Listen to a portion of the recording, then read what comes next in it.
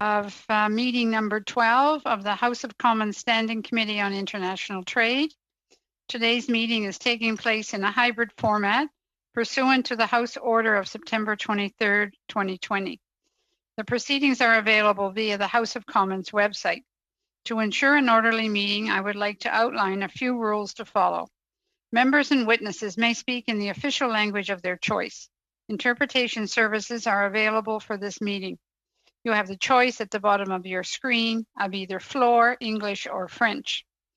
For members participating in person, proceed as you usually would when the whole committee is meeting in person in a committee room. Keep in mind the directives from the Board of Internal Economy regarding masking and health protocols. Before speaking, please wait until I recognize you by name. If you are on the video conference, please click on the microphone icon to unmute yourself. Those in the room, your microphone will be controlled as normal by the Proceedings and Verification Officer. When you are not speaking, your mic should be on mute. Before I go on to the business of the day and the witnesses, I understand, Mr. Blakey, that you had a motion that you wanted to speak to. Thank you very much, Madam Chair. And I would like at this time to move the motion for which I gave notice on December 4th. That reads as follows: that the committee recognize the long-standing cultural, familial, political, and economic connections between Canada and the people of both the Republic of Ireland and the United Kingdom, the important role played by Canada in negotiating the Good Friday Agreement and in ensuring the commitments laid out in the treaty were implemented, that the decision by the United Kingdom to leave the European Union could affect the Good Friday Agreement and the provisions in it regarding the border between the Republic of Ireland and the United Kingdom, and that the committee calls on the government to ensure that any post-Brexit trade deal between Canada and the United Kingdom be consistent with the principles of the Good Friday Agreement, and that the committee report this motion to the House and, pursuant to Standing Order 109, request that the government table a comprehensive response to the report. I'm sure many members of the committee know and understand the deep connection between Canada and Ireland and the significance of the Brexit process for the Irish border. Canada, we often hear that trade has the ability to open borders and to keep borders open. Canada historically played an important role in securing peace between the Republic of Ireland and the United Kingdom, and so I think it's good to reaffirm our commitment to that now as we conclude a transitional deal and look forward to a successor agreement in the future. So I just for the benefit of committee members who may not already know, I understand that the same motion has already passed unanimously at the Foreign Affairs Committee of the House, and I think it'd be nice for the Committee on International Trade to add its voice to that call. Thank you very much. Thank you, Mr. Blakey. Any discussion? Madam Chair, just to say that as Mr. Blakey pointed out, we were very pleased that this motion passed unanimously at the Foreign Affairs Committee last week, and I think you will find that government members will join Mr. Blakey in its support for the people of Ireland and to ensure that the trade agreement has, no consequence and is entirely consistent with the Good Friday Agreement, and I will end it there. Thank you, Ms. Badayan. Any further discussion? Oui, juste, Mr. Savard-Tremblay. Merci. Thank you, Madam Chair. I would just like to mention that I will also approve that motion. However, the committees should not contradict one another. It would probably send a bad signal. And by principle, it's in our interest not to reopen that issue and that agreement. So that's why I would support it. And by solidarity for all peoples that fight for their independence. Thank you. Ms. Gray? Thank you, Madam Chair. I'll just let the committee know that the official opposition also supports this motion, and we will be voting in favor as well. Right. Thank you all very much. Not seeing any other discussion. All those in favor of Mr. Blakey's motion, please raise your hand.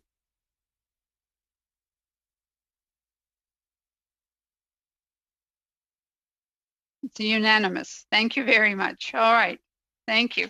On to business of the day. Pursuant to Standing Order 1082, the committee will now proceed with the study of Canada's recovery plan for exporters after COVID-19. We welcome our witnesses today. From the Canadian Council for Aboriginal Business, Patrick Watson, Director of Public Policy. Canadian Vehicle Manufacturers Association, Brian Kingston, President.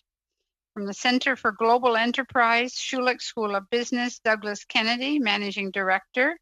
And the Union de Progetture Agriculture, Marcel Grelot, General President, and Isabelle Bouffard, Director, Agricultural Policy and Research. Welcome to all of you on our last meeting day for 2020. Mr. Watson, would you like to lead off, please? Thank you, Madam Chair. Annie, bonjour. Patrick Watson, Indijnika. Hello, my name is Patrick Watson, and as the Director of Public Policy for the Canadian Council for Aboriginal Business, CCAB, I would like to thank you, Madam Chair, and all distinguished members of this committee for the opportunity to provide you with my testimony and to answer your questions today. Speaking to you from my home office, I acknowledge the land as the traditional territory of many nations, including the Algonquin, Anishinaabe, Haudenosaunee peoples, and now home to many diverse First Nations, Métis, and Inuit peoples. I would like to recognize and hold up their elders past, present, and emerging. As Chief Poitras stated to the House of Commons Committee on Indigenous and Northern Affairs on November 3rd, 2020, this pandemic has highlighted the inequities in this country and exacerbated many challenges. This statement underlines how, more than any other time in history, Indigenous peoples need to be top of mind for the Government of Canada and the Canadian public. Since 1982, CCAB has been committed to the full participation of Indigenous peoples in the Canadian economy. Our work is backed by data-driven research recognized by the Organization for Economic Cooperation and Development, the OECD, as the gold standard for Indigenous business data in Canada. From the beginning of the pandemic, the Government of Canada introduced efforts to provide support for businesses. As the CCAB's President and CEO, Ms. Tabitha Bull, stated in recent appearances before the House of Commons Standing Committee on Indigenous and Northern Affairs and the Senate Standing Committee on National Finance, the unique circumstances facing Indigenous businesses were not initially taken into account when forming the eligibility of the Canada Emergency Business Account, or Bill C-14, that initially left large Indigenous-owned businesses ineligible for the wage subsidy. We appreciate that these gaps were remedied. However, we must not forget the additional burden that the nearly month-long gap placed on many Indigenous businesses. Furthermore, with an understanding that there were on-reserve businesses who could not access the programs available due to unique taxation and ownership structures, the government announced the distribution of $133 million to support Indigenous businesses. However, with Bill C-9, which extended the Canada Emergency Wage Subsidy and the Canada Emergency Rent Subsidy, a number of questions remain unanswered concerning the eligibility of Indigenous businesses, which the CCAB has submitted to ISED and CRA. We are waiting on responses to these questions. As a lessons learned, resulting from our efforts to ensure Indigenous inclusion, the CCAB has repeatedly highlighted the need for a navigator function, specifically for Indigenous businesses, to assist with the understanding and uptake of various programs, including those designed to support exporters. Indigenous businesses have found navigating the bureaucracy, which often does not consider their unique legal and place-based circumstances, a significant barrier to accessing the support necessary to keep their businesses alive and maintain the well-being of their communities. In order to support sound federal public policy development and effective interventions during the pandemic, and in collaboration with leading national Indigenous organizations, CCAB undertook a COVID-19 Indigenous Business Survey as part of a COVID-19 Indigenous Response Task Force. The goal of the survey was to understand the unique impacts of the COVID-19 pandemic on Indigenous-owned businesses in Canada. As we dug deeper into this research, we found that Indigenous women disproportionately bore the brunt of the negative effects of COVID-19. For example, more Indigenous women-owned businesses reported very negative outcomes to their businesses, 61% for women-owned compared to 53% for men-owned businesses. And women-owned businesses experienced higher revenue drops as a whole compared to men-owned businesses, 36% of women-owned businesses compared to 26% for men-owned businesses. The CCB appreciates the indication provided to us by Indigenous Services Canada that they will fund a second COVID-19 Indigenous business survey this fall to assess the impacts that the first and second waves of COVID-19 have had and are having on Indigenous businesses. It is our hope that the results of both surveys will inform effective policy and programmatic interventions to support Indigenous business recovery and, in turn, support Indigenous prosperity and well-being. We would welcome a future opportunity to present our findings to this committee. What we have taken away from this experience is that programs of general applications are often not well designed to meet the specific needs of Indigenous businesses. The lack of targeted assistance for Indigenous businesses to utilize these government supports further adds to the frustration and distrust that is a result of the history between the Crown and Indigenous peoples. This underlines the need for an Indigenous economic recovery strategy that is Indigenous-led, builds Indigenous capacity, and is well-resourced to support Indigenous prosperity and well-being. This is one of the recommendations found in the Senate Committee on National Finances report on Bill C-9, which notes that the federal government should consider adopting a government-wide strategy to support Indigenous businesses, similar to its Women Entrepreneurship Strategy and the Black Entrepreneurship Program. Access to external markets would be an important part of this government-wide strategy, including the need to support Indigenous exporters as part of the recovery. Such a strategy was not mentioned in the recent speech from the throne, nor the fall economic statement. Although we acknowledge the number of important renewed commitments made in the speech from the throne and the fall economic statement, I would be remiss if I did not express my disappointment that there was no mention of effort to support the economic empowerment of Indigenous peoples, businesses, or communities. That was a missed opportunity for the Government of Canada to signal to Canadians that Indigenous prosperity and economic reconciliation matters. In the immediate term, what is needed to support Indigenous exporters is a 5% set aside with a navigator service across all 4 Can Export programming streams: Can Export SMEs, Can Export Innovation, Can Export Associations, and Can Export Community Investments for Indigenous businesses, organizations, and Aboriginal Economic Development Corporations, also known as DevCorps. A 5% set aside for First Nations, Métis, and Inuit businesses would represent a meaningful investment in Indigenous exporters and Indigenous economic recovery. This proposal is aligned with the Government of Canada's procurement set aside, which is reflected in the mandate letter of the Minister of Public Services and Procurement Canada.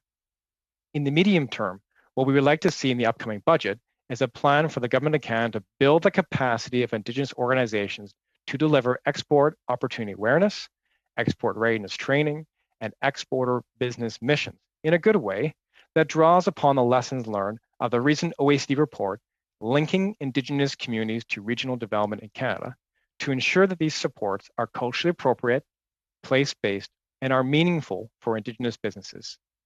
The CCB would welcome the opportunity to work with this committee and Global Affairs Canada on its efforts to build Indigenous capacity. In the last 3 months alone, CCB has hosted and participated in a series of export webinars with the Trade Commissioner Service, Export Development Canada, and the Business Development Bank of Canada focused on Indigenous businesses. We have been developing a unique export readiness training opportunity with World Trade Center Vancouver for early 2021, and co-hosted a Canada-Australia Indigenous Business Export Dialogue on December 3rd, 2020, which provided a business mission for Indigenous exporters from both countries. Our next Indigenous Business Export Dialogue will take place on January 14, 2021, this time with Indigenous businesses from the United States of America. I would like to leave you with this point for consideration. Too often, Indigenous business concerns are an afterthought, resulting in Indigenous organizations like CCAB working to prove to the Government of Canada that their responses have not met the needs of Indigenous peoples. A reasonable starting point to support Indigenous economic recovery would include set-asides and a navigator function for the Can Export programs for Indigenous businesses and communities. CCAB is committed to continuing to work in collaboration with the Government of Canada, our members, and partners to help rebuild and strengthen the path forward towards a healthy and prosperous Canada. Thank you all very much for your time. Gwetch.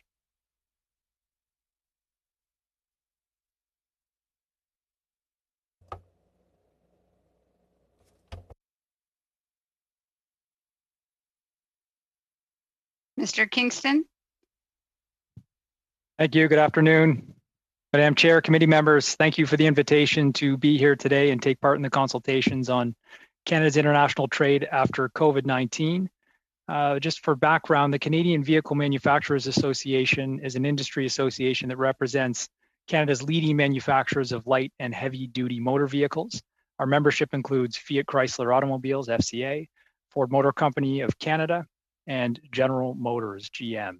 CVMA members are responsible for the majority of vehicles manufactured in Canada, directly employing over 22,000 Canadians in well-paying, high-skilled jobs. Over the past 2 months, the members of the CVMA have committed $4.8 billion in new investment to Canada, creating 3,700 direct new jobs and tens of thousands throughout the auto supply chain. International trade is absolutely critical to the auto industry and the new investments that have been made in Canada. More than 85% of vehicles that we assemble here are exported, with motor vehicles responsible for fully 10% of Canada's goods exports. So today I'd like to make 3 points about Canada's international trade priorities after COVID-19. The first is that we should focus on North America. The US is and will remain Canada's most important automotive trade partner in a post-COVID world. And given the highly integrated nature of the auto industry, a successful recovery from COVID-19 depends on unfettered market access across the North American trading bloc. To achieve this, we urge continued efforts to ensure smooth and seamless implementation of the Canada-United States-Mexico Agreement, CUSMA, and this includes working with the new US administration to resolve outstanding implementation issues related to core parts, rules of origin, and used vehicle trade. We also recommend a redoubling of efforts to reduce border thickening. We applaud the government for attention early in the pandemic to maintain commercial cross-border movement of goods. However, auto manufacturers are now witnessing an increasing number of issues, with technical experts facing challenges when crossing the border to perform critical functions. This is starting to have serious economic consequences that could threaten a sustainable export recovery from COVID-19 if not addressed immediately. To address this challenge, we've asked the government to provide clear guidance to border service officers on common entry scenarios, apply rapid testing at border crossings, and consider a border crossing pilot program for the automotive sector. This would support a fully functioning industry, ensure that significant new investments in Canada can progress and support trade, while recognizing that the auto industry has put robust safety protocols in place across facilities to protect the health and safety of employees and the communities in which they operate. Second key point I'd like to make today is that harmonization is the key to our prosperity. Canada produces vehicles primarily for the North American market, and it's critical that Canada maintains national harmonized vehicle regulations and standards with the federal US across safety, criteria emissions, chemicals management, and GHG emissions. Harmonization is necessary to ensure that Canada continues benefiting from the integrated North American auto industry and the significant automotive investment flows and jobs that it's created here for Canadians.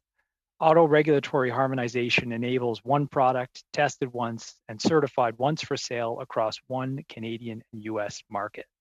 And this has provided Canadian consumers with the greatest access to new and more advanced GHG reducing technologies, safety features, and vehicle model choice, as well as allowing industry to develop and manufacture these advanced technologies at the lowest cost. If regulations are not harmonized in an integrated North American auto sector, Canada risks consumer access to new technology vehicles or services that are available in the larger US market. It also puts Canada at risk of missing out on hotly contested new manufacturing mandates. We have largely harmonized auto regulations with the US thanks to the Regulatory Cooperation Council and work over past governments. More recently, the highly integrated nature of the automotive manufacturing industry was ingrained in the recently signed CUSMA agreement, which was ultimately an agreement largely about automotive trade. We must not put the enormous benefits of auto trade at risk through unaligned regulations. We recommend the government engage with the new US administration as quickly as possible to reinvigorate the RCC, and the success of this really depends on support at the leader level. As Canada moves forward with its trade agenda, it will also be important to examine market access for North American-built vehicles, including the acceptance and recognition of safety and technical standards pursuant to the Canadian Motor Vehicle Safety Standards. Our members build and export vehicles worldwide, and it is important to ensure rigorous and comprehensive safety standards, such as CMVSS, are recognized as equivalent to or better than other standard bodies, such as the United Nations Economic Commission for Europe, the UNECE. It's important to note that regulatory harmonization does not preclude Canada from achieving its environmental policy objectives. Through complementary policy measures such as accelerating the turnover of older high-emitting vehicles and incentivizing the adoption of new lower-emitting technology vehicles by Canadians. Jurisdictional compatibility is also important in areas such as privacy. Vehicles are produced for an integrated North American market, and they need to operate seamlessly across jurisdictions. So we encourage the federal government to take a leadership role to avoid a patchwork of privacy regulation that may hinder privacy objectives, create barriers for business, and confusion for the consumer. Industry needs a clear and consistent policy landscape to support innovation and competitiveness for auto investment. The third point that I'll conclude on today relates to infrastructure and the need to invest in trade-enabling infrastructure. Growing Canada's trade in a post-COVID-19 world requires more trade-enabling infrastructure.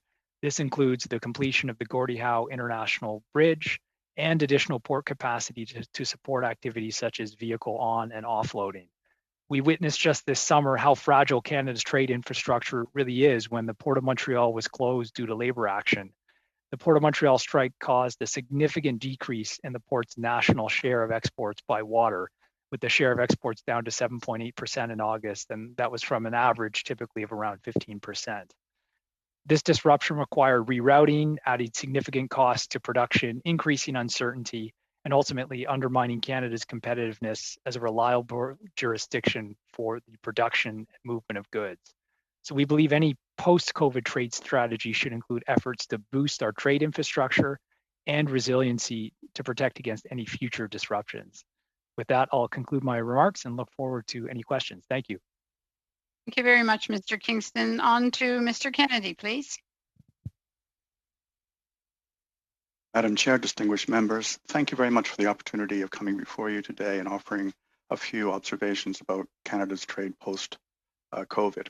By way of background, the Centre for Global Enterprise is a centre based at the Schulich School of Business in Toronto, supported by both the public sectors and the private sector, with the mandate of enabling Canadian businesses to reach their full potential through engagement with international markets. I believe you all have a slide deck that I prepared for this meeting. I will not go through it in detail. I'm happy to answer any questions. Just like to make a couple observations, beginning with kind of where we are in the trend line that Canada was on prior to COVID-19. First observation to make on the first slide is that Canada was about 2.5% of the global market back in 1980. Currently, depending on the measure, we're between 1.3 and 1.9% of the global market. Forecasts see us going down to 1% or slightly below by 2030. That means the implications are two. One, there's a lot of the global economy to engage with, and increasingly growth is going to come from outside our borders. Second is where this growth is going to come from, and that's on the second slide. Gives a sample of some economies. These are based on secondary sources, PwC, IMF, and so on. So they may differ in scale, but the observations essentially in terms of proportion hold. Canada, United States will continue to grow, all things considered equal, but there are economies that are going to do better. There's no magic trick behind it. There's demographic reasons, there's reasons for urbanization, education, resource allocation, improving infrastructure, and so on, to explain why these economies are expected to grow over the next 20, 30 years at a faster pace than Canada and indeed North America. Next thing is to take a snapshot of where our current trade is. And if you go to the third, this is a listing of what PwC expects to be the top 20 economies in 2050. So 30 years from now, most of the people graduating from Schulich with their MBAs or their BBAs, this is the time frame of their careers. If you take a look here, you see where the ranking of the economies, again, that may differ as things evolve, but it also ranks Canada's trading relationship with them. And as you can see, with a very few exceptions, we are absent or nearly absent from a lot of the economies that are expected to grow and take leadership positions globally.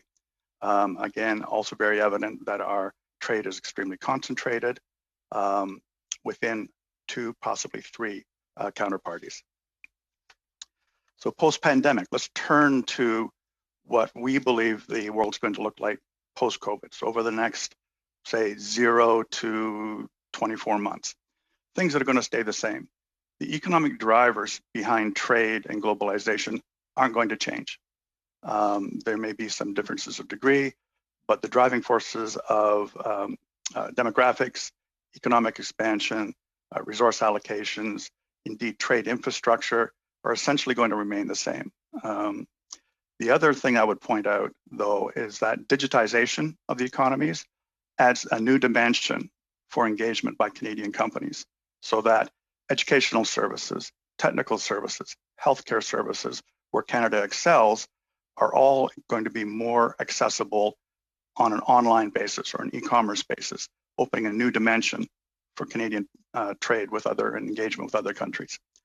The other thing that we're seeing as well, which is unfortunate for a country seeking to diversify its trading partners, is that there's still this emphasis on regional or bilateral trade relationships. Most recently, we had the announcement of the RCEP, which is the Regional Comprehensive Economic Partnership announced last month. It's essentially China's answer to CPTPP. And essentially, it includes the entire East Asia region, which is both a statement of leverage in terms of Chinese current economic relationships, but also of intent. There is an intent to bring that region on an isolated basis closer economic integration. And integrating within that region means that other markets or other potential trading partners may be disadvantaged. Post-pandemic, what will change? Well, I think rather than radical changes, the most likely outcome is that trends that were already visible pre-pandemic, e-commerce, decarbonization of the economy, are going to continue and indeed accelerate. This is going to have a ripple effect through all economies going forward. Some economies will be affected more than others, but that is going to accelerate changes that were already expected to be in place. The second thing that I think is important is that up until now, globalization and supply chains have focused on economic efficiency, pretty much to the exclusion of other considerations. The COVID situation, some of the political issues, some of the diplomatic trade issues we've had over the last number of years have underlined to businesses the fact that there are other risks, so that there are risks to supply chains both upstream. What happens if a port shuts down for an extended period of time and all of your products are coming through there? But also downstream, what's your distribution like? If you're reliant on one particular market, if you're exporting pork to China and that's your sole market, they slap tariffs on it, you're in a difficult situation. So businesses, I believe, will not necessarily onshore everything, but I think there will be moves to regionalize, so try and be close to your customer, as well as diversification. So having a plan B, having diversification in your markets, having diversifications in your suppliers, or at least the access to substitutes in case your primary source of supply shuts down. The other thing that we don't know is how the social changes that have come through COVID-19, working from home, for example, how that's going to ripple through the real economy. And a point to be made is that not all economies are going to be affected differently. I did put a slide in here showing how COVID infections and how total infections vary across a sample of countries. Some countries are obviously doing a lot better than we are. We're doing a lot better than other countries. So those countries that have had a fairly limited experience, I take a look at some of the East Asian countries, they can be expected to rebound quicker and with less permanent scarring to their economic landscape than other countries. However, having said that, COVID-19 isn't the only factor. That COVID-19 will have impacts on particular economic sectors that are more important for some countries than other countries. I would look at the tourism industry, for example, petrostates, depending on how the COVID plays out and the ripple effects, they could have a very difficult time getting back to where they were in January 2020. A couple suggestions for a post-pandemic trade. First and foremost is let's start looking at where the growth is. It doesn't necessarily have to be the biggest economies, but economies that are expected to go a long-term trend line to growth should be very attractive to Canadian businesses, in particular because there's first mover advantages. If you can get into an economy that's growing quickly, where demand isn't being satisfied or as demand is expected to expand, it's a lot easier to become gain substantial market share there than it is to try and penetrate a market that's stagnant and you have a lot of entrenched rivals. The next thing is that tariff reduction and general trade agreements are good. They should be pursued. But also as services become more important, non-tariff barriers continue to proliferate.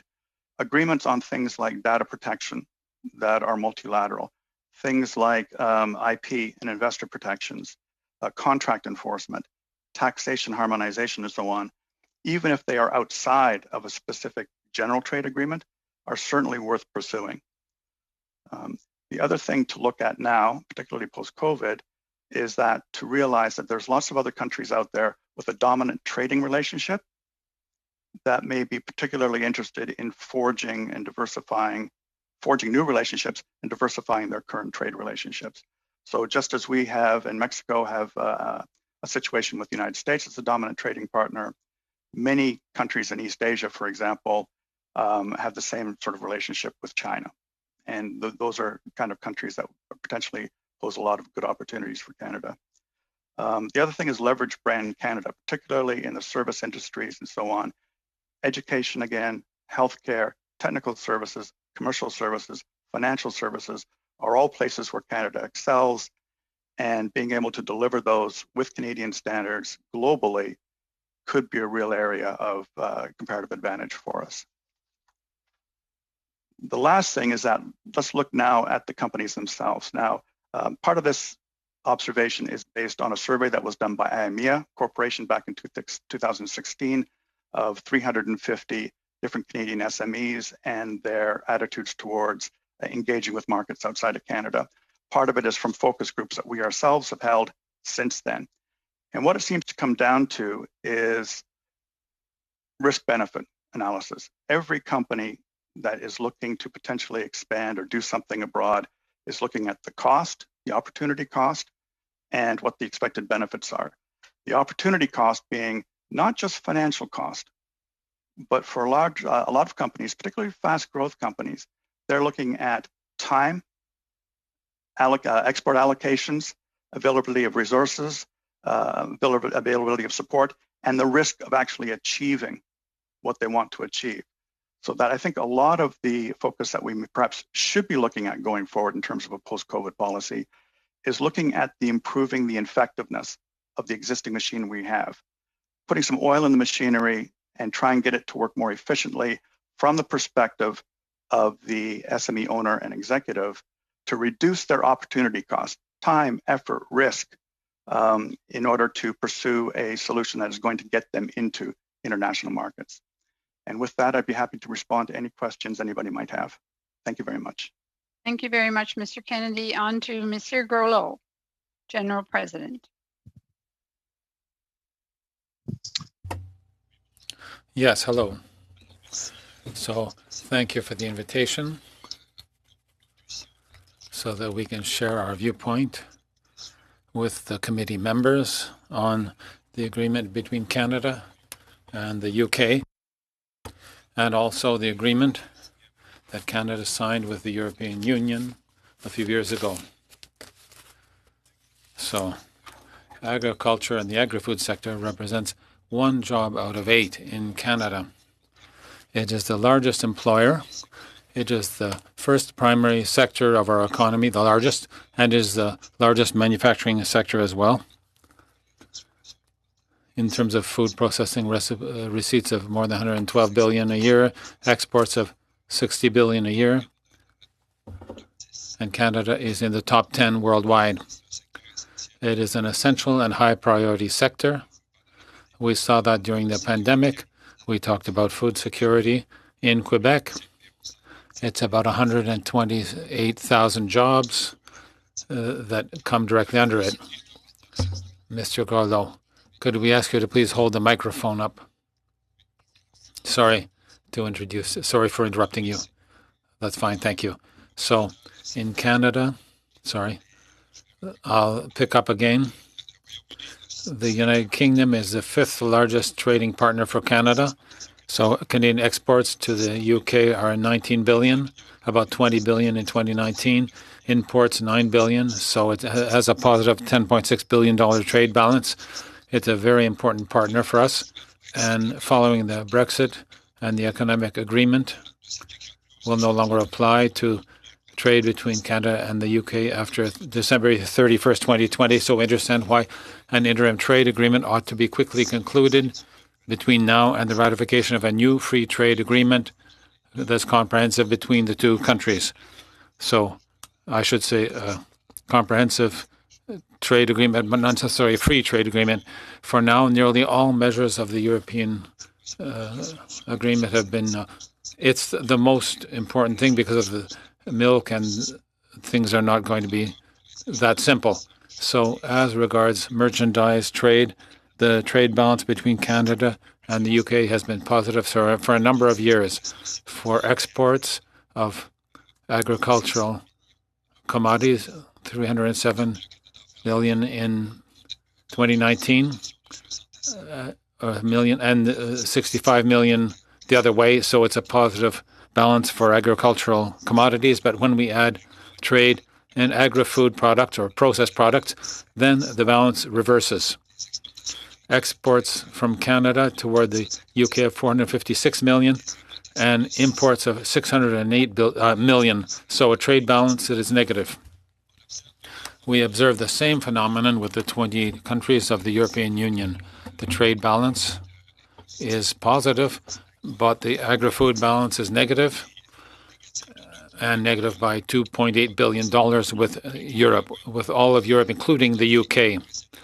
These data show that our agriculture and agri-food trade is unequal with the UK. In fact, Canada's agriculture and agri-food trade mainly involves agricultural products, whereas imports to Canada account mostly for processed products, and the same thing is true of Europe. When we look at the recent trends in Canada's agricultural exports to Europe, we note that in 2016 and 2019 rather, that Canada's agriculture exports only grew by 10%, whereas imports to Canada in the sector grew by 30% over the same period. In a letter sent by the Canadian Prime Minister in September, 5 former provincial premiers denounced, in the letter sent to the Prime Minister, denounced this situation between Canada and Europe. So if we make a closer analysis of the reasons, let's talk about the agreement with Europe. This agreement did not deliver its promises, and the ministers, the 5 former provincial premiers that reported on this situation, this agreement did not deliver its promises for exporters. The European Union and its members continue to put up trade barriers, particularly for pork, beef, and canola, sugar, and grains.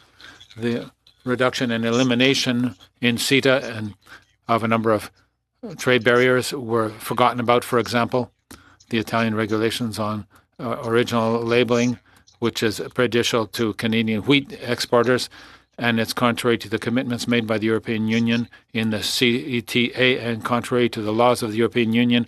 And then the maneuver is liable to be copied for other products in Europe. In October, the Canadian Agriculture Minister, Marie-Claude Bibeau, agreed with the former premiers and said she would like to see Canada benefit from the CIIT, which is not yet the case. The minister also stated that the agreement did allow certain victories, not very many, for example, in exports of canola and biofuels, but wants the agreement to be better balanced. We can give you a few more examples of this imbalance. In 2019, beef cattle producers export less than 3% of their fresh beef that they were entitled to export to Europe without duties.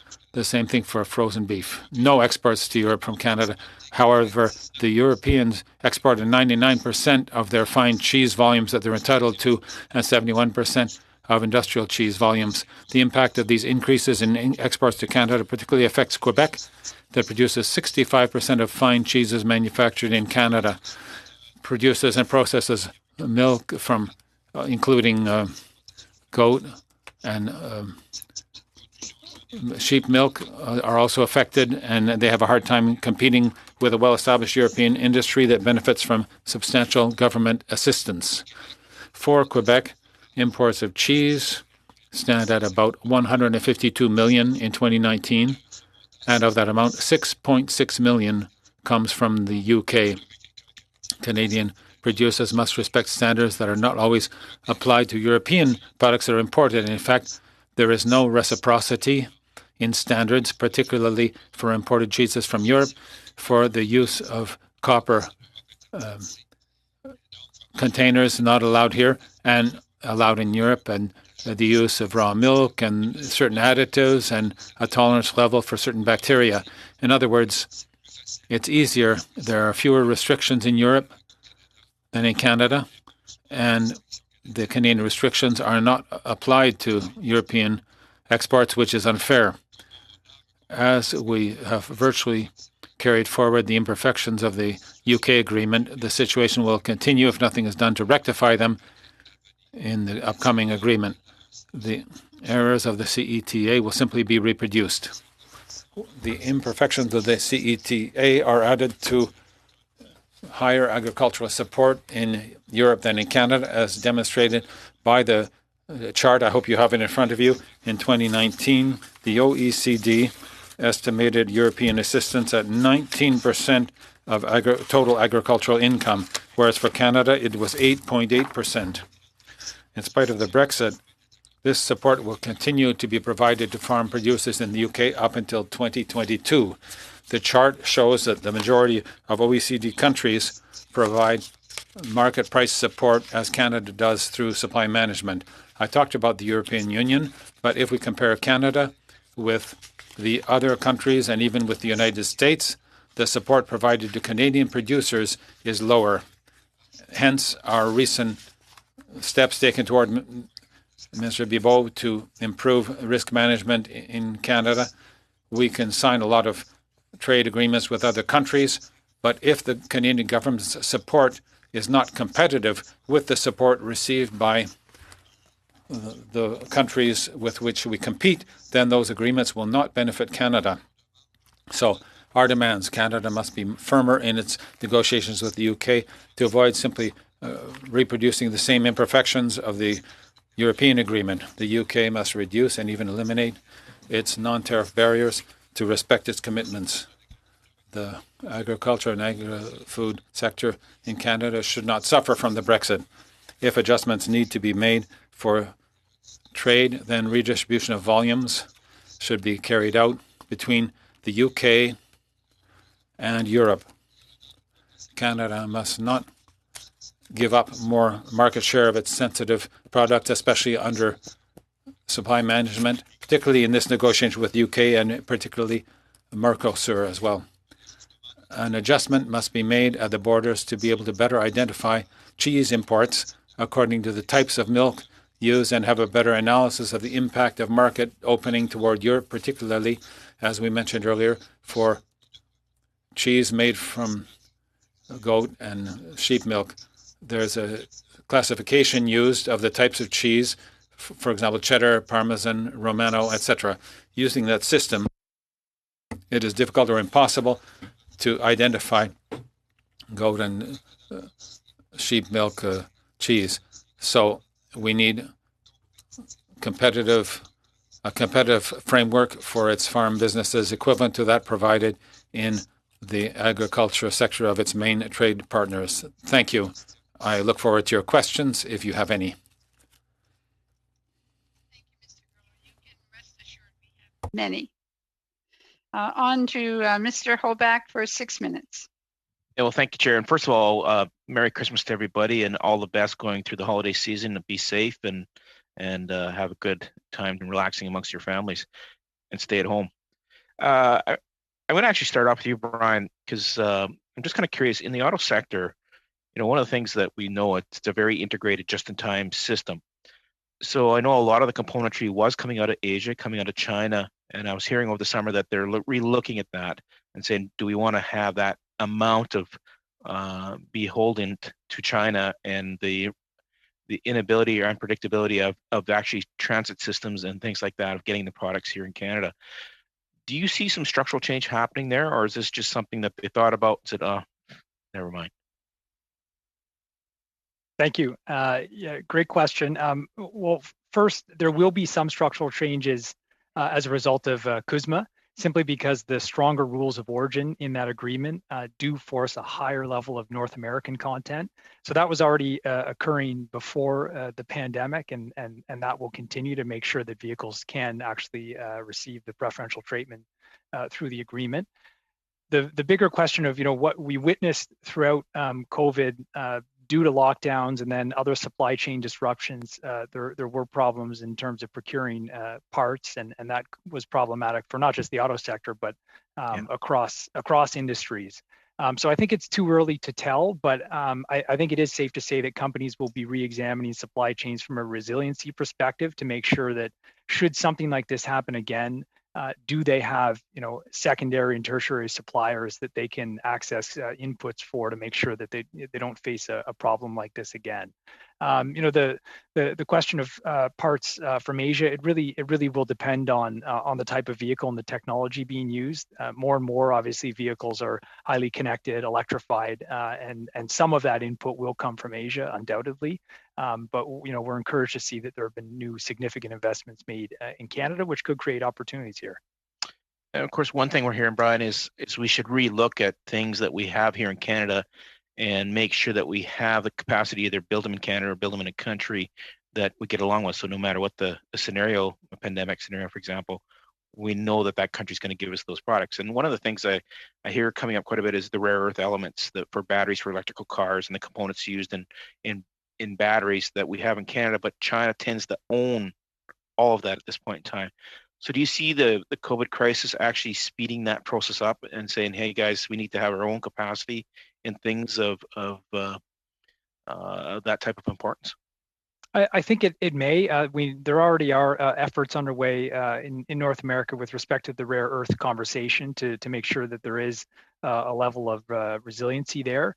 The question on batteries, it's an interesting one. I think with the fact that Ford will be assembling electric vehicles here in Canada starts to give us some real scale in terms of EV production. If Canada were to win a few more mandates of that size, you're starting to build really a critical mass, which would make sense at that point to have some of that production, that actual battery assembly, perhaps in Canada. So I think there is an opportunity there. We know we have the minerals. The question is, can we catch up on the expertise front? We know that other countries have made leaps and bounds in terms of battery technology. So we are starting from a little bit behind, but I wouldn't rule out an opportunity there to make that type of input as we start to look at overall resiliency in rare earths and batteries.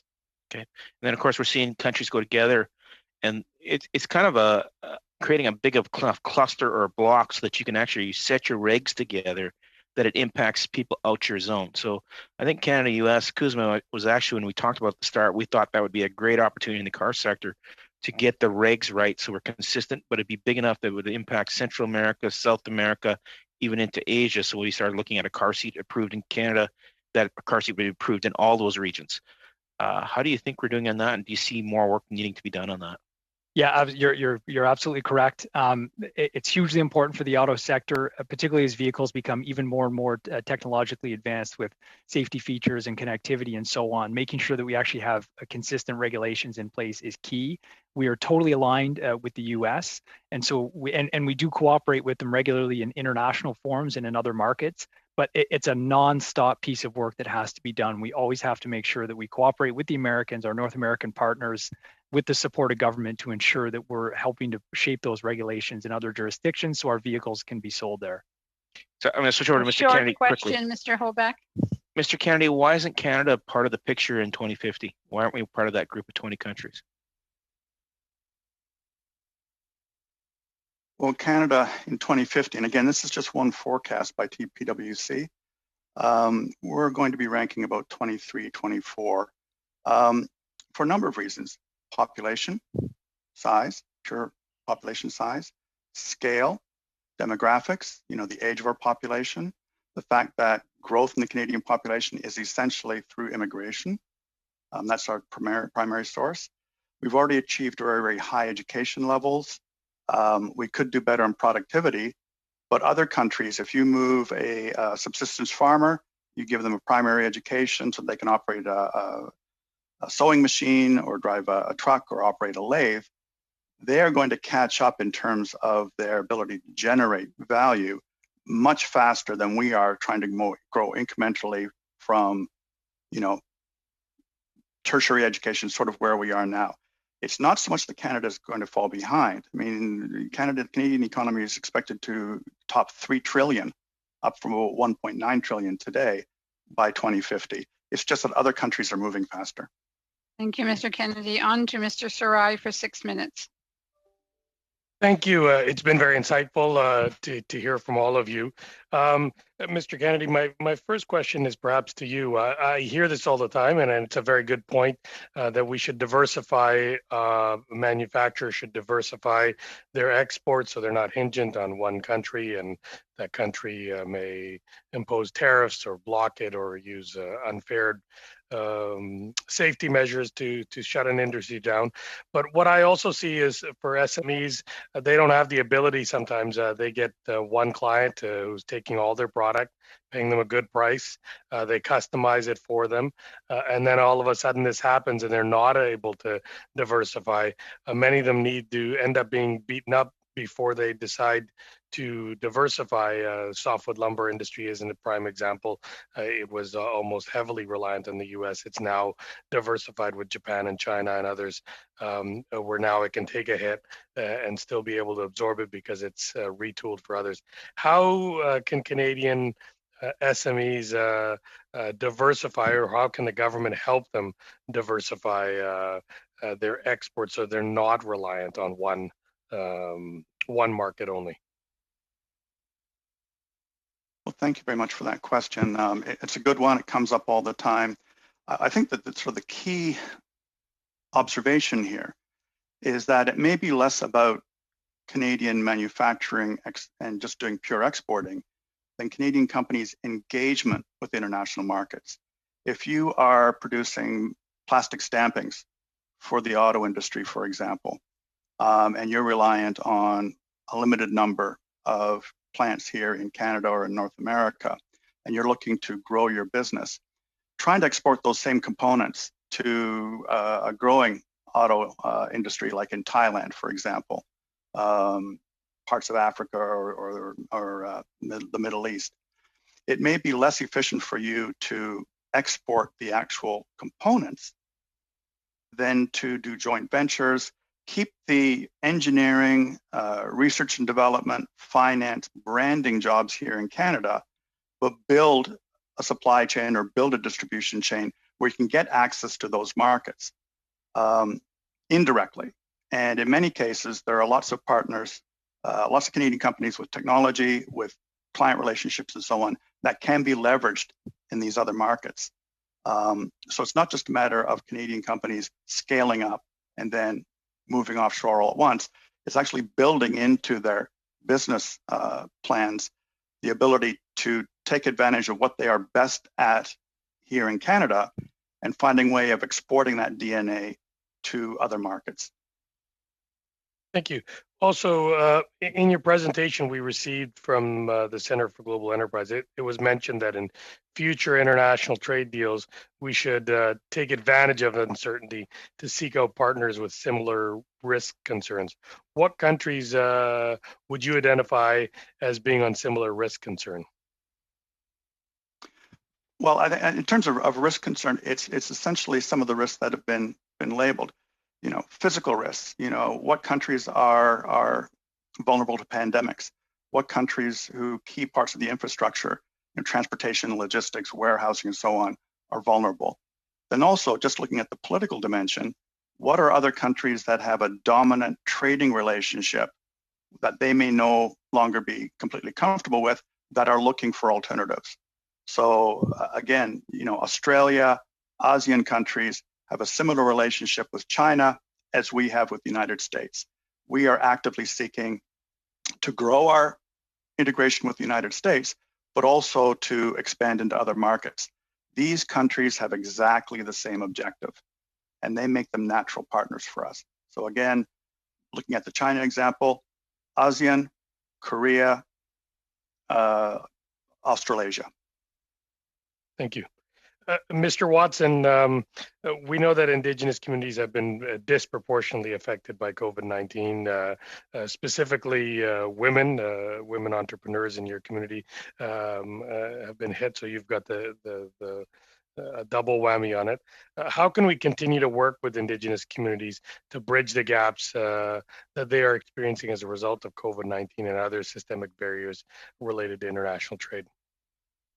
Thank you very much for the question.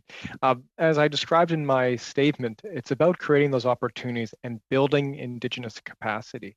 I think if there's one idea that I'd like to leave with the committee today in a good way, it's that when we ask ourselves what we're doing, is it building Indigenous capacity? Is it raising up Indigenous leaders, nations, and institutions?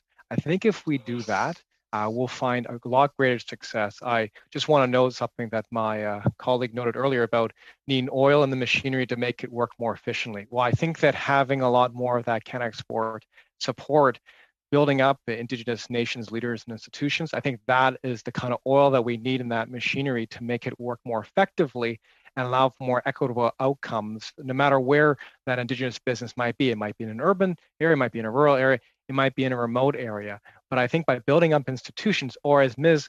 Dawn Madab-Ilich, who is the vice chair of the National Indigenous Economic Development Board, or NIDB, said yesterday at a Canada 2020 event, how are we building Indigenous institutional infrastructure? So I think we just want to be mindful that if we want to see Indigenous export growth and drive Indigenous prosperity and well-being and Indigenous economic recovery, we want to support Indigenous institutions.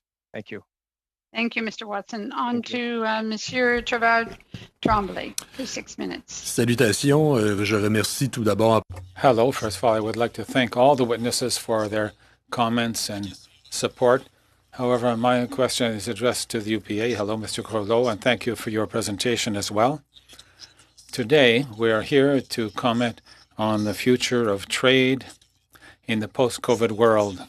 According to many, with this time of a health crisis and crisis that could recur in another form also, well, trade is going to have to, well, as long as we're going to continue to encourage trade, which we will, nevertheless, we have to protect certain sectors of these industries, the environment and human beings, and a form of social justice and agriculture, and in Canada, as you know, and in Quebec, because it's a Quebec system in particular, it's the supply management system. You talked to us about the agreement with the UK and perhaps your concerns and expectations and your hopes regarding an eventual permanent agreement that may be renegotiated. We also received dairy farmers recently before this committee, and I think that we can say that they said we got off light this time around. That doesn't mean that there won't be other breaches in the supply management system. And if it happens, for example, just in the case of the UK, for example, if cheese manufacturers there are going to push to get more exports, then perhaps it's only postponed till later. So, as you know, the Bloc Québécois proposed blocking any breaches in supply management. So there are these different parties that form the government, but in the meantime, if we find that there are breaches in the system, now we want to prohibit it. We want to include in the mandate of the ministers concerned the fact that we're going to defend that system. Do you believe that that bill is a good idea? Well, thank you for the question. Of course, that bill is a good idea,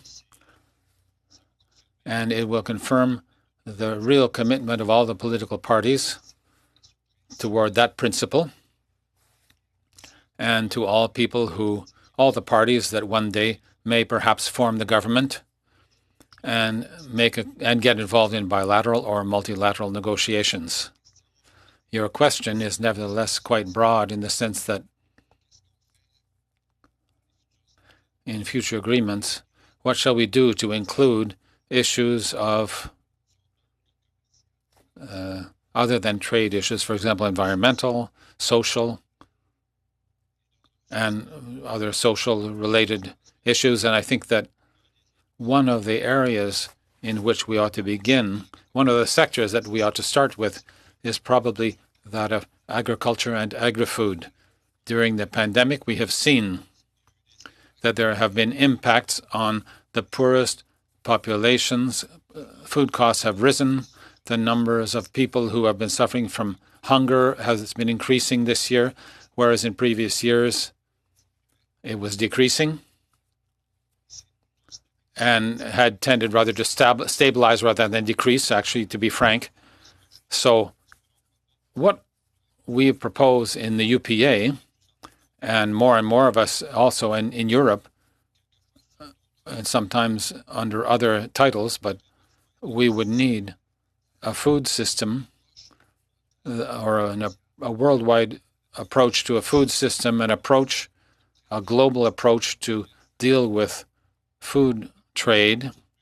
More and more is being said about a convention on sustainable agriculture in which we would deal with both the health of populations and the health of the environment, as well as soil health, in order to have sustainable agriculture, especially taking into account the challenges of climate change, which will have a huge impact on the agricultural sector of a number of countries, and the need to protect farmland, especially everywhere around the planet, because it is the basis of human food systems to also protect biodiversity, what's left of it in particular. So if we continue to put farmers in competition from around the world without a concern for the other social and environmental issues, then we are at risk of having the number of people suffering from hunger increasing and not fulfilling our commitments toward the Paris Accord for the environment. So we need to approach agriculture from a different angle than simply that of trade. We need to include other issues that society faces and will face in particular in the coming decades. So supply management is a model that answers those issues, but there are other systems as well, such as territorialized food systems, which are being discussed more and more in Europe. And in fact, that is why Europe maintains at any price its non-tariff barriers. It's to ensure, to a large extent, the food supply for its population by means of its agriculture and to protect the farmers' revenues. We see a lot of protectionism on the American side as well in the agricultural sector. Japan has maintained that for its rice and beef and measures to keep a minimum level of agriculture going in its country. So food security of nations depends above all on our degree of food autonomy as a nation, and that is a concept which international trade currently is not taking into account. So yes, we need to deal with food trade and agricultural trade differently in the coming years. I want to recognize filling in today is Mr. Green and Mr. Sanga. Welcome to our committee. And Mr. Green, you're on for 6 minutes, please.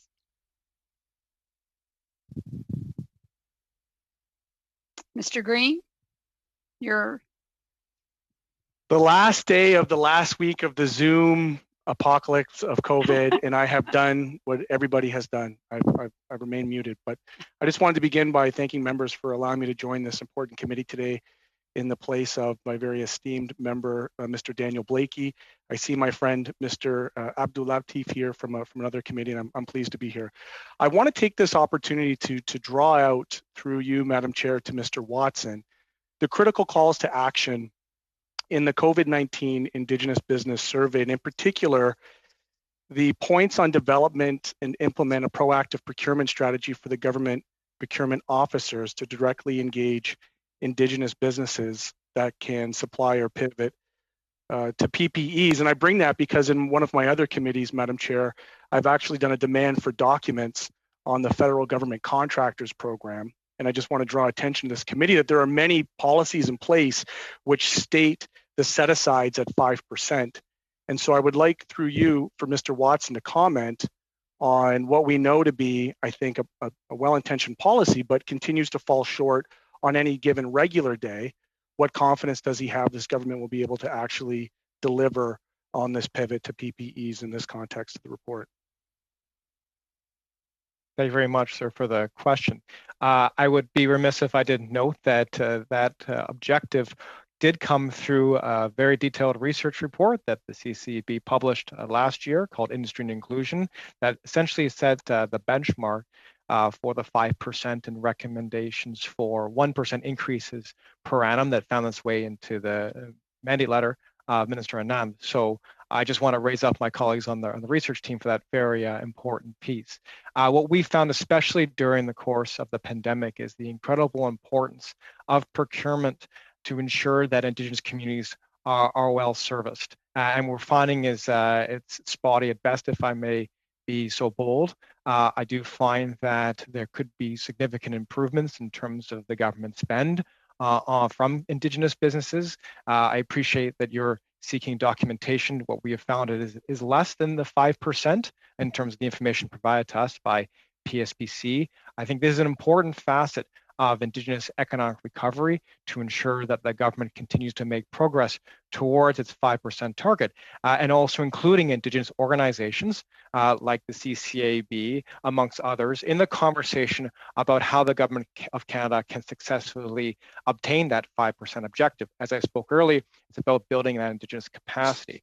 That also includes how do Indigenous organizations contribute to the policy conversation, because at the end of the day, you need to have pragmatic policy that's informed by the realities on the ground and achievable for Indigenous businesses.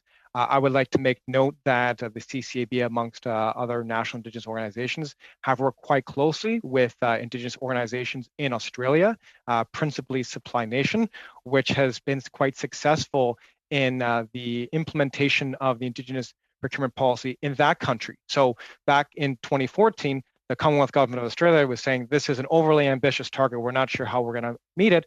And then they met it in short order, and now are actually exceeding their target. So I think that's well, let's set that. Let's actually dial down on that, because if I'm to understand, I'm hearing something like we're only getting a 2% set aside on some of the procurement side policies, and I'm wondering, given that your report on outreach and programming it states that over a quarter or 28% of the respondents were unsure if they would even apply for government supports. And so I'm wondering if there's a correlation between the reluctance or the barriers presented to First Nations businesses and Indigenous businesses for supports that would also correlate to some of the barriers that are presented in the procurement side.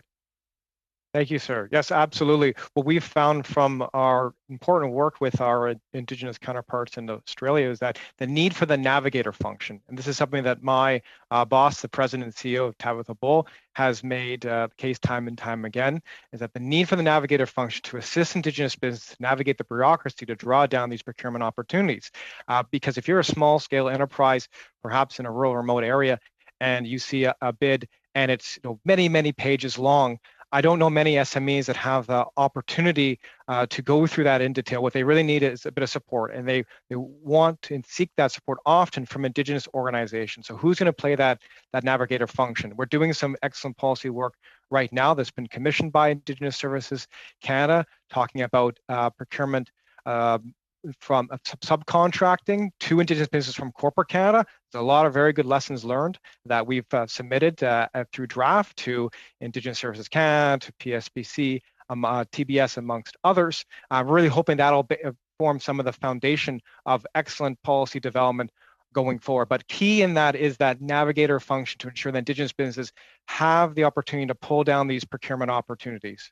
And I think I want to draw attention to my colleague, Mr. Blakey, he's a humble man. I don't know that he would bring this up, but I certainly will because it's an interest of mine. And I want to point to the Canadian UK trade agreement, the continuity agreement, the TCA.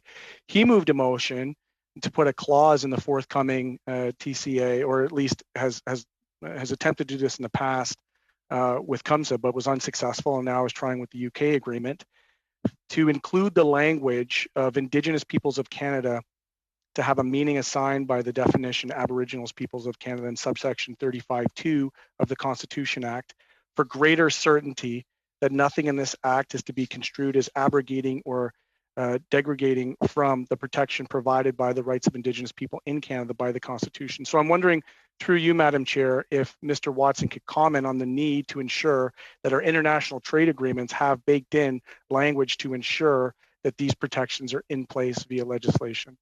A short answer, if possible, Mr. Watson. Yes, thank you, Madam Chair. And if yes, I could, Madam Chair, just so as not to cut this up, how much time do I have left? You don't. Your time is up, sir. Do we got a second round, likely? We have a second round, yes. You'll have 2.5 minutes on that round. Just know, Mr. Watson, I'm going to ask you that in the next round, and you can have a great answer for it then. Okay. All right. Point of order, Madam Chair. Yes. I'm very interested by what Mr. Green just mentioned, and I'm not familiar with any motion by Mr. Blakey to that effect. So perhaps Mr. Green could just circulate that to me. Thank you. On to Mr. Abatai for 5 minutes. Yes, thanks for the witnesses. A great testimony this afternoon on the last meeting for this year for our committee. I believe Mr. Kingston and Mr. Kennedy, Mr. Kingston mentioned about the infrastructure and how ready we are. The government, of course, talked big about infrastructure. We believe that it's very important, of course, facing the future to reserve a spot toward the 2050 on the world stage among nations, especially in trade. It's going to be a big challenge. We know that there's an economic shift toward the Southeast Asia, the Pacific region, Indo-Pacific region. Now, the biggest worry here on my mind, I'm basically a former, international trade businessman, the supply chain. The supply chain before and after COVID is an issue. So, Mr. Kingston, do you believe that the federal government can do more to protect our supply chain? And can you give us an assessment on how we are doing overall? Yes, thank you for the question. And we've had two recent examples of supply chain issues that have arisen that I think really underline how vulnerable we are with respect to our trade infrastructure. We had the rail blockades, and then the Port of Montreal strike, and then of course, COVID, which was a global disruption. But in those two instances, what it really showed was how critically important Canada's rail infrastructure is, and the connections that they then have to the ports, and how narrow that band of infrastructure is across the country. And when one element of it goes down due to disruption, whatever the reason may be, the knock-on effects that we saw through not just the auto sector, but throughout the economy were massive, because companies weren't able to go, okay, we'll divert to a different port, we'll divert to a different rail line. There was no other option. That was the only way. So you ended up having to use trucks or airplanes at great expense to move goods. So I would just urge that as the government thinks about a post-COVID trade infrastructure strategy, we think about building some resiliency into some of those key linkages across Canada to make sure we avoid those situations. Well, thank you. So what do you think? Why the government hasn't done enough there yet. Like, is it? I mean, we're politicians. We know that it's a matter of policy that really should drive everything. At the end of the day, yes, the business people will do the business. The suppliers will do the supply, and importer exporters do their job. But at the end of the day, it's about the policy.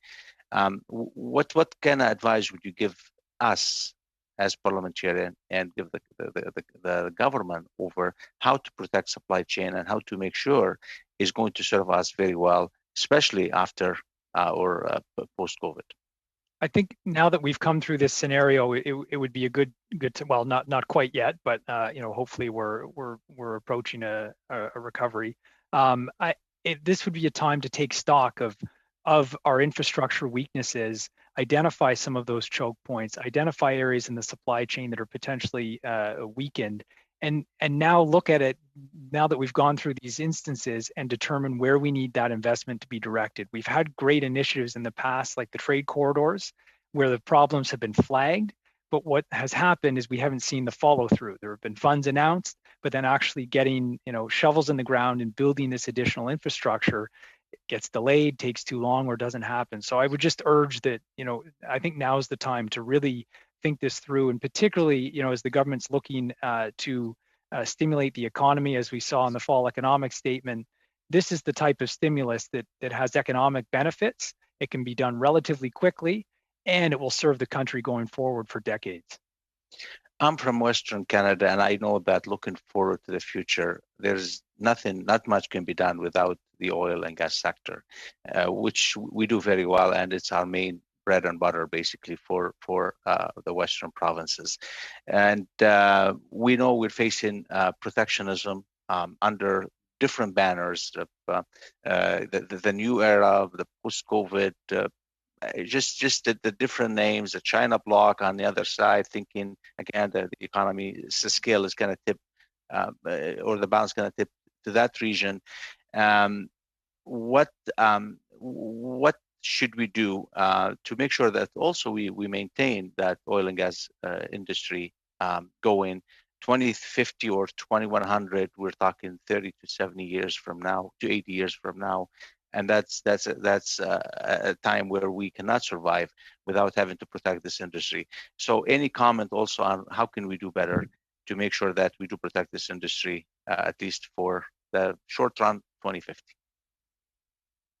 Would you like me to answer that? Absolutely. Yes. A short answer. Mr. Yeah, sure. Kingston. So number one, I know it's probably been said a lot, but infrastructure is critical for the oil sector, getting oil to tidewater, and we much more to do there. On the protectionism front, working with the WTO and hopefully working with the new Biden administration to tackle trade barriers that we're seeing around the world. If we can partner with our strongest ally, the Americans, we will always be stronger.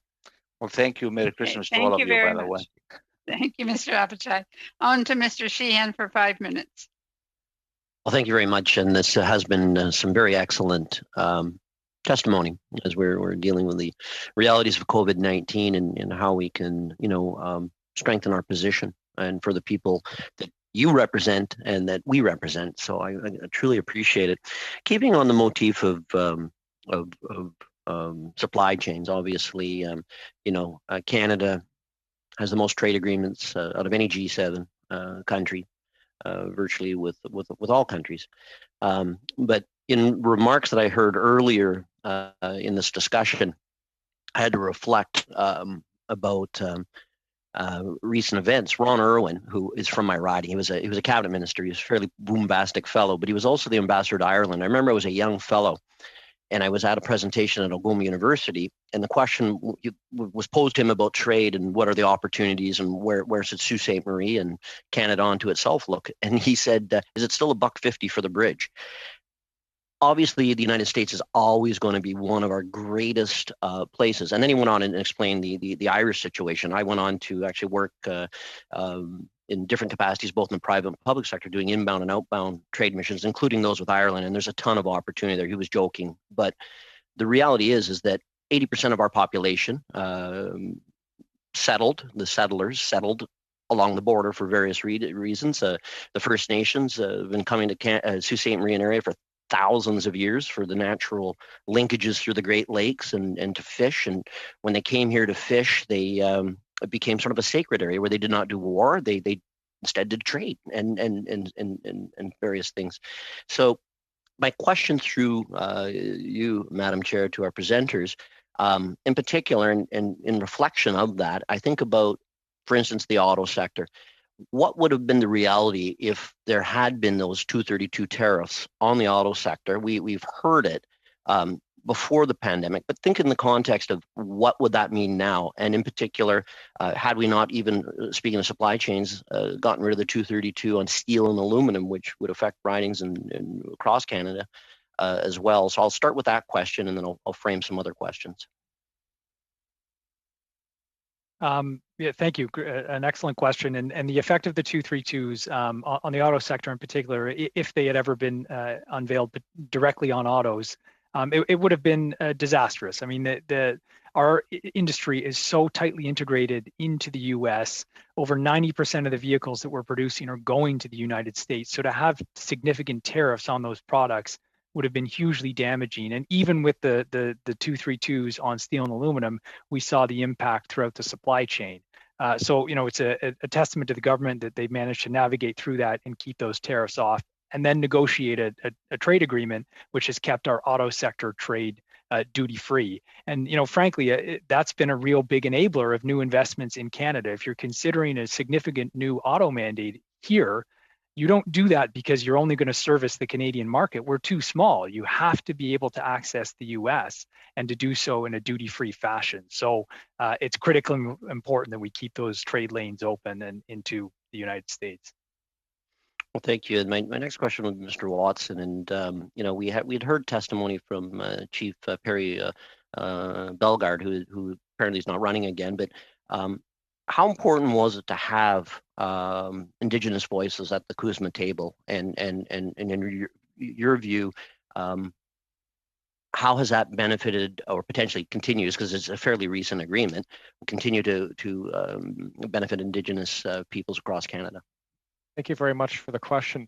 I think it's critically important to have Indigenous leaders at the table, actively involved, but not just taking information, also providing meaningful proposals to inform the negotiations. But it doesn't just stop at the negotiating table or once the ink is dry on the FTA.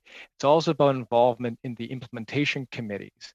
And we welcome invitations to participate in the various implementation committees of the CUSMA, Chapter 3, which is Rules of Origin, Chapter 25, which is Small and Medium-Sized Enterprises, Chapter 26 in regards to competitiveness, because that's where the rubber does hit the road. Like, how are you interpreting the rules as articulated in the FTA? And how are you, again, doing that in a good way where you build relationships with Indigenous peoples in the United States of America as well as Mexico? I think this is where I want to go. And I'm kind of anticipating Mr. Green's question a bit, but to say, how do we see these things as opportunities to build Indigenous capacity and involve Indigenous people? So it's not just about on the front entrance negotiation, although that's very, very important, and not just CUSMA, but also Mercosur, Pacific Alliance, and others. But also, how do you include Indigenous peoples, leaders, nations, institutions throughout the entire process, and then set them up for success to ensure that they can move in a good way to showcase goods and services and take advantage of the provisions within those free trade agreements. Thank you. Thank you very much, Mr. Thank you. Sorry, we're on to Mr. Savard-Tremblay for 2.5 minutes. Merci, Madame. Thank you, Madam Chair. I would like to turn back to Mr. Groslo. You raised something earlier that was quite interesting in your presentation, which was summarized as to why does the agreement with Europe work on paper but not in actual fact? And I don't think I'm misstating your words by summarizing it like that. So if I understand, it's really the non-tariff barriers. We often have discussed that in the context of that agreement. And because with the UK, we're dealing with a copy, reproducing it, that it'll be similar to that. So how could we concretely improve it in light of the specific situation of the United Kingdom? Because an agreement with Europe covers a whole continent. But in the case of the United Kingdom specifically, are there some aspects or industries or sectors or particular areas that we ought to keep a watch on and be particularly attentive to? Well, on the United Kingdom, of course, cheese, which is there are specialty cheeses in the UK that are interesting for Canada, for Canadians. So The UK will no doubt target that market here in Canada, and then beef in the United Kingdom as well. Curiously, perhaps people are not aware of this, but we import more beef from the from the United Kingdom than we export to the United Kingdom, whereas Canada is a much bigger producer than the UK on the worldwide scene. So it always reveals the same phenomena. Market protection, the UK has applied at home the same non-tariff measures as Europe did. So we don't want that to be repeated in the renegotiation of a bilateral agreement with the United Kingdom. And it is also support to farm producers that can take various forms. So in Europe, a lot of support is used by means of green measures, but it remains that it makes European producers more competitive to export. Canada has not played on the same playing field. In fact, Canadian producers are not on the same playing field as European producers and the United States. It's as though we were on a different playing field because we don't have or if you want to use the analogy of a skating rink, we don't have the same skates or protective equipment to stop the puck. We don't have the same hockey stick, but nevertheless, people compare us to them. On to Mr. Green. Thank you for the opportunity. We do not have a motion. Madam, I'm happy to handle that in my intervention. Thank you. If we can start the time. Go ahead. You've got 2.5 minutes, sir. Thank you. And so on my earlier comments, I just want to note that my colleague Daniel Blakey at the committee dealing with CUMSA tried to move an amendment to include a clause in enabling legislation that would simply confirm the existing rights of Indigenous peoples that are an important step to reconciliation. And on a letter dated to Minister Ng of December 7th, he put in a letter to her that Indigenous peoples of Canada has the meaning assigned by the definition Aboriginals of Canada in subsection 35(2) of the Constitution Act. And for greater certainty, nothing in this act is to be construed as abrogating or degrading from the protection provided for the rights of Indigenous peoples in Canada by the recognition and affirmation of those rights in Section 37. So through you, I'm wondering if Mr. Watson can comment on the need to have these rights enshrined in our international agreements. Thank you very much, sir. So I would say that I think that's very important, but also to use free trade agreements, not just defensively, but also offensively as well. How are we creating opportunities when it comes to not just trade, but also investment? I just wanted to note, because I have had some time, thank you, to note that that Indigenous SMEs from our research were actually found to be twice as likely to be exporters as non-Indigenous SMEs. So we see that there's actually quite a lot of capacity there potentially to draw down the provisions of free trade agreements. Really want to set them up for success and build that capacity. But we also want their involvement in that negotiation process to ensure that their needs are also reflected at the table and also through the implementation. I hope that provides a full And if answer. I could just, in my last question, I know that the cannabis legalization has been a quasi area, a gray area of law with Indian Act territories. And I know that there's tremendous interest in local cannabis deals to have access to both domestic and international markets. Would you care to comment on how this has been a barrier for cannabis trade within First Nations communities? A brief answer, please.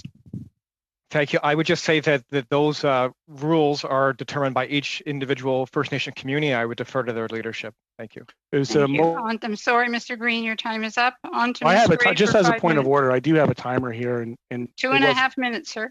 Yeah, and I time it quite sharply. Yeah, so do I. Thank you. On to Ms. Gray, please. Thank you, Madam Chair, and I'd like to thank all of the witnesses for being here today.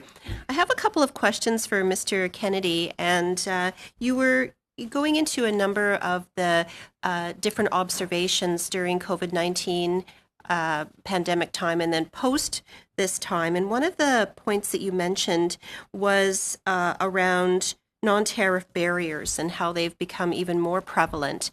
And dealing with those. And so I'm wondering if you would be able to maybe expand on that a little bit with some of the observations that you've seen and how we move forward on those. Well, thank you very much for that question. I think Mr. Gourlot has outlined some of the issues that we face on pure trade issues. The point that I was trying to make is that if we're looking at economic engagement as opposed to just exporting, there are issues in terms of just general the way that industries operate. So subsidies, taxation, state-owned enterprises, their treatment, investor protections against states and against contract enforcement, copyright. There's lots of other issues on which there are no or limited global platforms. And increasingly, organizations like the WTO are being stymied or sidelined, and that people are opting for bilateral agreements. In terms of Canadian companies' engagement with international markets, be it IP licensing, be it joint ventures, be it also traditional exporting, getting these sorts of trade infrastructure or engagement infrastructure in place is, I would believe, as important in many cases as tariffs, because tariffs, have been trending down in a lot of cases. In some cases, they are no longer particularly important compared to quotas, compared to industry standards, labeling, a plethora of other issues that are stymieing trade or are putting sand in the machinery of international economic engagement. And I think that those would be worthwhile working on, even separate from the traditional trade agreements. Great, thank you. Can you just expand a little bit on the state-owned enterprises issue, the thoughts around that, how Canada might want to approach those types of organizations coming in at a post-pandemic time? That is an extremely difficult question because with state-owned enterprises or state-controlled enterprises, and it doesn't necessarily mean owned, it could be regulated enterprises, airlines, and so on. You have issues of favoritism in procurement, for example. In some cases, the treatment of foreign competitors is somewhat opaque in many countries. So trying to get clarity, particularly if you could get multinational or multilateral clarity on, what is a subsidy? How is that defined? And subsidies can be narrowly defined, as they tend to be, but that it can also be in terms of procurement, state support for research, and so on. There's a whole range of issues where it would be much easier for Canadian companies to compete if there was a common understanding of what those were and an enforceable standards globally of what those were. Well, thank you. I'm wondering, one of the other things that you had mentioned was noticing more of a regionalization, how a lot of countries and even industries might want to regionalize a lot of their distribution and a lot of their trade. And so can you just go into that a little bit more? What would be the proximity of that? Are we talking, countries that have borders? Are you talking sort of more larger areas? Can you maybe just expand a little bit more on that, and specifically around how Canada might fit into that? That is a very good question. It's difficult because it really varies by industry. So, for example, in terms of regional supply, my colleague, Mr. Kingston, mentioned about CUSMA and the auto industry. The auto industry, Canada basically works off of a North American platform. Some of our part manufacturers are global, but essentially in terms of assembly and in terms of market and so on, we've decided to go regionally. It would make sense for us, because the market is here, that in some cases, procurement that is being done overseas, portions of that move here, or at least diversify sources of overseas procurement. For other industries, may not be such an issue. If you can move production very quickly from one place to another, you're doing plastic housewares or you're doing confectionery or whatever, those are not so difficult. But a lot of complicated manufacturing, for example, very high run manufacturing, Thank you, require Mr. scale. Kennedy. Thank you very much, Mr. Kennedy. On to Ms. Bedallion. Merci et j'aimerais remercier. Thank you. I wish to thank all the witnesses for having accepted our invitation on a Friday afternoon. We're very grateful. So my question is for Mr. Groslo. Thank you for your presentation. And I wanted to draw your attention to the fact that here in the committee, we have received Ms. Citeau from CAFTA, the ACCA, who stated in response to one of my questions, I think that for the CITA, it's important to understand that the problems of CITA are not connected with the text itself, but rather the reluctance of the European Union to respect its commitments and to remove the obstacles. And she explained what the obstacles are and all that. So I would like to hear you on that. And we also welcomed Mr. Gobet of the PLQ, Dairy Farmers of Quebec. In response to a question, I want to have some suggestions as to how we could work hand in hand with Quebec's dairy farmers. And he suggested the following. We need to assist producers and processors to find new outlets and value-added markets. This could be in animal production, in dog food, also in baby formula markets. We need to find value-added markets in Canada. And I discussed this with Minister Bibeau, and she explained to me that we have processors of a very large size in Canada that make it difficult to introduce into the market smaller businesses. So I wonder if you have any suggestions. Yourself being an expert in the field, I wonder if you have any comments on that. Well, thank you. First of all, there are a number of components to your question. The first component on the CITA, yes, the problem is not in the text of the agreement itself. The problem is that Canada is not demanding or requiring the Europeans to fulfill their commitments, particularly as regards all the non-tariff barriers. So as we mentioned, that applies to wheat and beef, for example. And I won't list them all. You're no doubt aware of them, but I agree with that. As regards milk or milk proteins, the market for milk proteins worldwide is built up based on a price for protein that is very low because there's a surplus of milk proteins around the world. Therefore, one can get a supply of them from Oceania, from the United States, from Europe, at a very low price. It's very much lower than its true value in order to manufacture value-added products such as animal foods or, for example, baby formula. And in Canada, on account of our climate and our production costs and the size of our businesses, the price of protein here, we have a hard time being competitive. So we need to support those businesses that wish to invest in the processing of those proteins, and our large dairy processors would be prepared to do so. However, given the competition worldwide and what I've just explained to you, they hesitate to enter that market because big players like Nestle right now are very hard to beat out in the markets. So we have to help businesses invest more in high-end equipment to encourage the processing of those proteins into value-added products. Okay, very good. And you mentioned also earlier that you see the possibility of an international approach, perhaps regarding farm trade or a food agreement. And how do you see that at the level of the United Nations, the WTO? How could that be approached? Well, I see that similar to the approach,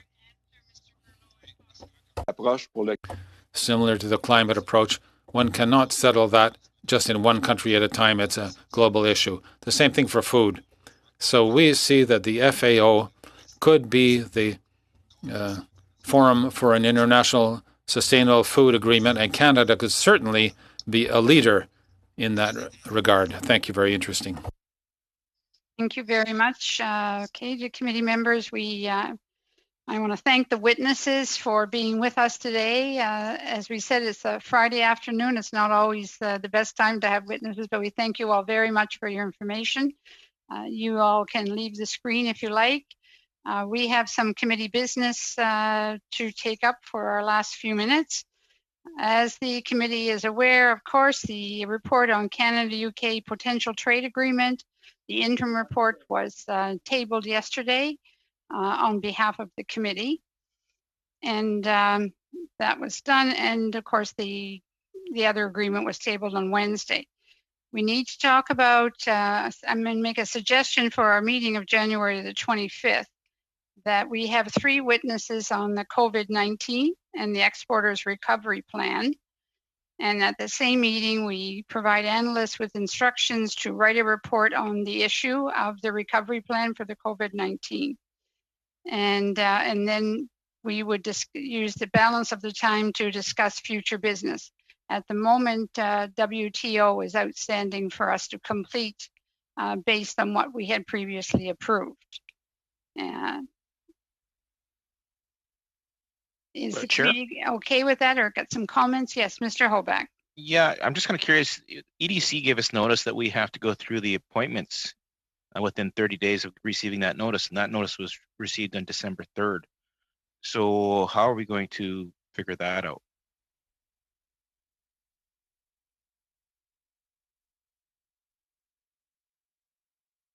I have to check if it's sitting days or calendar days. I don't remember, so I have to check. Okay, well, I'll get the clerk to get back to us. Sure. Okay, any further comments or discussion? So if everybody's okay, at our first meeting back in January, we will complete COVID-19 testimony and develop a report and have a further discussion at that time, right? May I thank the translators, our clerk, our staff. Thank you all so much for getting us through a challenging time. To the committee members, Merry Christmas, all the best of the new year. Stay safe and stay well. Joyeuse Until we fête. see each other again. Joyeuse fête. Merry Christmas to you as well, Madam President.